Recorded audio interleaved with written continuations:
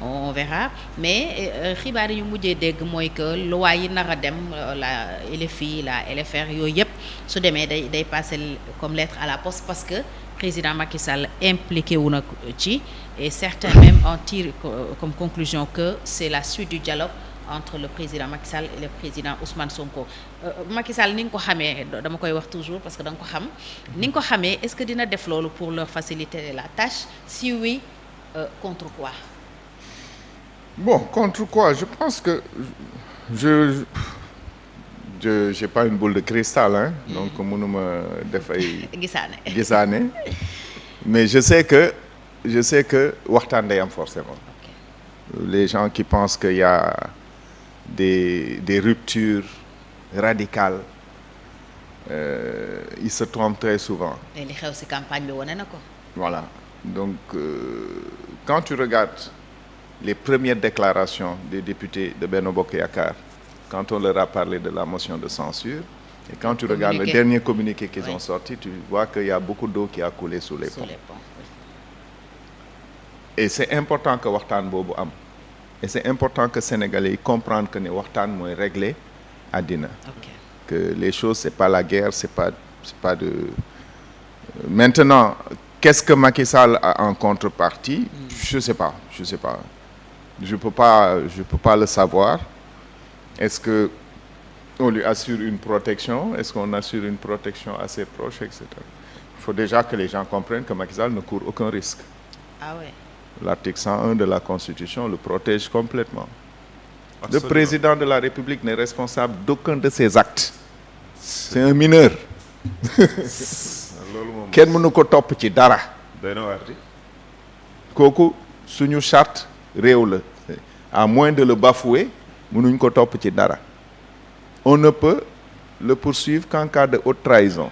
Le problème c'est que haute trahison n'a pas de définition au Sénégal. Xamuñ lu mooy lan. C'est un terme fourre-tout. Voilà. Donc ñi wax dégg naa j'ai entendu des intellectuels dire ouais on doit poursuivre Macky Sall. J'ai dit mais les gens. am na sax ñu doon wax ñu lancer pétition pour un mandat d'arrêt international. kenn mënu ko. lan nga koy toppee.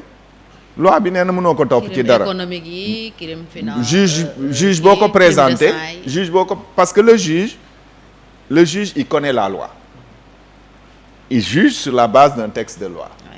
Il va prendre la loi, il va dire que kii lu tax ngeen indi ko fi kii defu dara. loi bi lii la kon traduire Macky Sall devant la justice. On ne peut pas. On ne peut pas. D'accord. On ne peut pas. yi fi xew yëpp. Le ministre pour le poursuivre il faut aller l'accuser devant l'Assemblée nationale. Privilège de juridiction. Ouais. Il faut l'accuser devant l'Assemblée nationale. Ils sont majoritaires. Naka nga leen topp. Il faut qu'on arrête ces choses-là. De toute façon, ça ne sert à rien. Macky Sall a fait pendant 4 ans la traque des biens mal acquis. Ça n'a rien. Gis nga xaalis bu xasee bu dugg ci circuit bi kenn du ko gisati. Ki ko moom sax ki ko fa dugal sax du ko gisati. Day jot ay dividende am rek. Ah ouais. Xaalis bi day réer. Loolu amul njëriñ. Xam nga lan moo am njëriñ. J'ai entendu les gens parler d'audit. J'ai dit mais l'audit c'est un outil de gestion normal. Ok. Boo nekkee ci structure gestion régulièrement dañuy auditer mais auditer moo Fatou tu es la personne la plus honnête au monde mais li adage bi di wax l'occasion fait le larron. Oui. buñ la bàyyee benn keesu xaalis duñ la ci laaj dara duñ la contrôler jour bu sa doom feebaree te amoo 1000 francs di nga ci jël 1000 francs jënd ordonnance mais bu fekkee ne chaque jour ñu contrôler la ne la indi kees bi ñu compter doo ko laal daf lay dimbale nit ki nga xam ne dafa honnête loolu daf koy dimbale sàcc bi loolu daf koy freiner waaw donc c'est normal ñuy auditer en permanence. Donc il faut pas que nit ñi am ay inquiétude par rapport à ces choses-là. Pourquoi on devrait confier une gestion à quelqu'un et ne pas le contrôler? Ce n'est pas possible.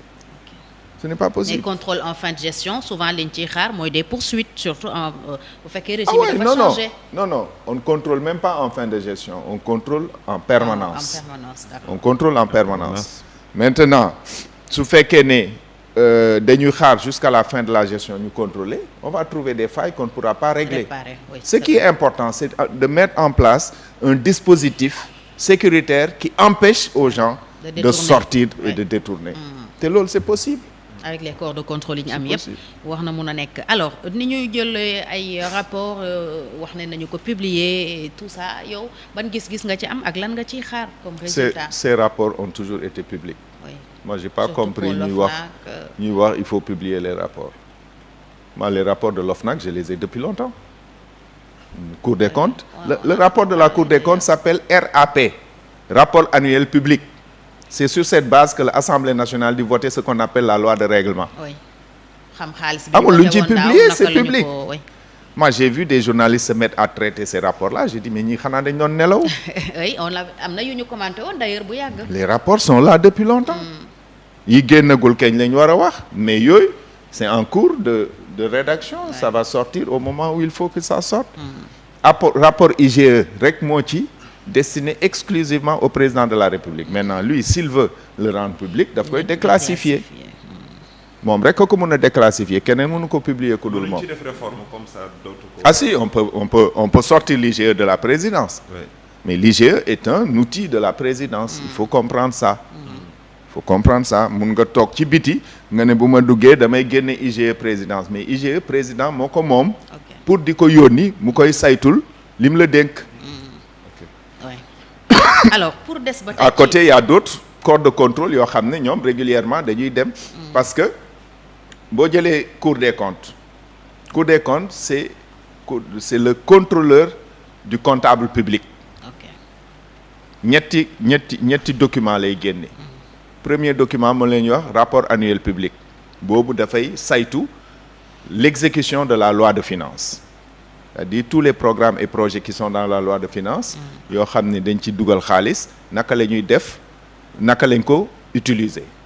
Deuxièmement mu génne ce qu'on appelle un avis de conformité, est-ce que ni la ko jagleeloon defee nga ko noonu. Troisièmement mu génne li ñuy wax son avis sur le rapport de performance parce que dañ nekk léegi ci budget programme. Budget programme daf ne chaque ordonnateur de dépenses bu année bi jeexee dafa war a publier ce qu'on appelle un rapport de performance. xool objectif yi ñu ko fixé loon naka la ko atteindre wala est-ce que atteindre ko et cetera. Donc rapport de performance boobu bu génnee Cour des comptes daf koy saytu pour joxe ci avis te yooyu yëpp joxe nañ ci ay avis bu yàgg. am na ay ministères yoo xam mosuñ génne rapport de performance. Ministère des Affaires étrangères bëri na mais kenn mosul xool documents yi. J'invite les journalistes à s'approprier ces documents parce que buñ ko junjee dans la presse mu génn les gens vont peut-être en faire un élément de discussion nit ñi waxtaan ci mu mun a peut-être impulser ay réactions. donc mais benn tubaab dafa waxoon ne boo bëggee nëbb dara sénégalais bind ko ci livre. duñu lire. On ne lit pas. Honorable, donc xaaroo ay poursuite, une sorte de chasse aux sorcières, et pourtant ci population bi ça semble être une demande sociale parce qu'on parle beaucoup de reddition des comptes de ñi ñu fi tuddoon ci ay 29 milliards ay 94 milliards ay dossiers 45 milliards yooyu yëpp nit ñaa ngi xaar mu leer. 94 milliards dem na justice ba pare. 29 milliards. 94 milliards dem na justice ba pare di. Mamadou Diallo. ba pare ça veut dire que justice pare na ci wala. oui c'est déjà jugé. C'est déjà jugé. Ah bon? Le juge d'instruction le procureur a fait xaw ma nu ñu koy waxee non lieu xaw ma. mais loolu doyul askan. non ce que je veux dire c'est-à-dire la notion de demande sociale là il faut que ñu arrêter ko. Moi je dis je n'ai aucun conseil à donner au président Bassirou Diomaye Faye mais je dis il faut se mettre au travail et oublier la demande sociale. La demande sociale sera satisfaite s'il fait des résultats. C'est-à-dire bu ñu toogee ñu génne 300 000 jeunes du chômage kenn du waxati ay jàppal Jérôme tëj ko parce que dafa jël yooyu c'est des trucs de campagne. Politique bi jeex na. ok Politique bi jeex na il faut qu'on aille dans la réalité. La réalité c'est travailler à ce que les jeunes sénégalais ñu am xëy. bañati am jot. ah bu ñu amatul jot duñ nekk ci TikTok beeg Facebook bi di wax ju bëri. waaw bu ñu xëyee 6 heures du matin dem usine ba liggéey bu ñu wàccee 14 heures dinañ sonn boo xam ne lekk nelaw rek la ñuy def. donc nañ jublu ci loolu. c'est vrai bu fekkee ne y a des gens qui ont détourné il faut les poursuivre. bañu ma ko mais il faut pas en faire une priorité. ok ça c'est sûr. alors pour des ba tey ci politique surtout président Macky Sall ak Ousmane Sonko c'est vrai que depuis lors ñu wax nañ ci mais yow personnellement gisante wuñu et man daf may neex lool ñuy analyser un peu les actes du président Macky Sall ak yow parce que da nga ko xam da nga jëflante ak moom alors.